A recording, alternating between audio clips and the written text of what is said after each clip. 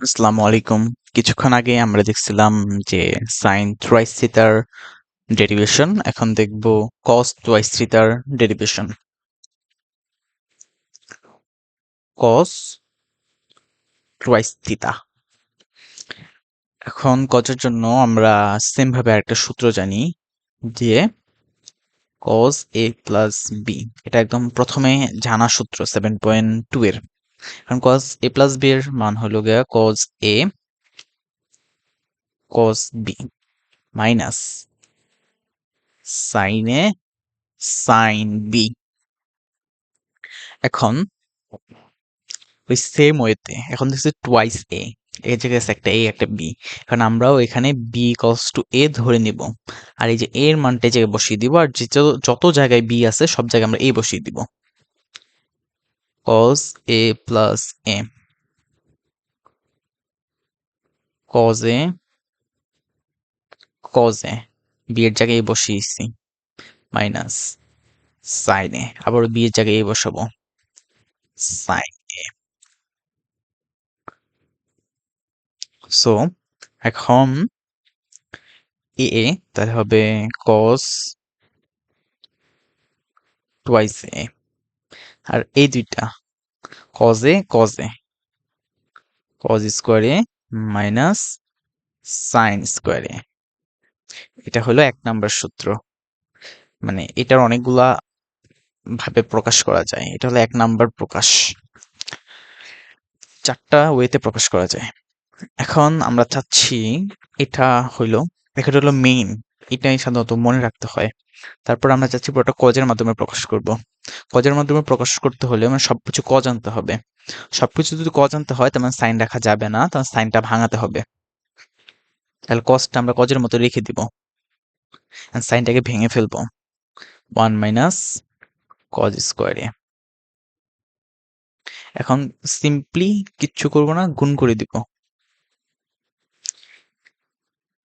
ও sorry, গুণ করব কেন, এটা তো গুণ নাই, যে বিয়োগ আছে, ভুল মিস্টেক।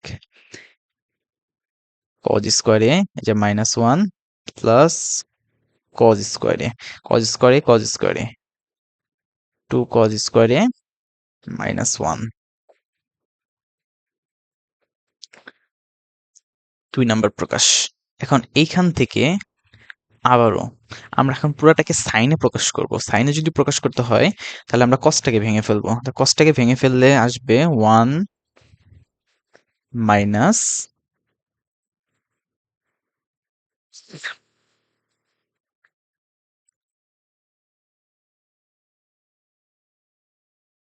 সাইন স্কোয়ারে, আর মাইনাস সাইনে, এই যে সাইনে তাহলে হবে 1 - 2 সাইন স্কোয়ারে। 3 নাম্বার প্রকাশ। এই যে এই জিনিসটা এখান থেকে নাই না, এই জায়গায় যদি গেলে কসটাকে ভেঙে ফেলতাম তাও হয়ে যেত, একই জিনিস। এখন এটাকে আরো আরেকভাবে প্রকাশ করা যায়। আরেকভাবে বলতে এটাকে এখন টেন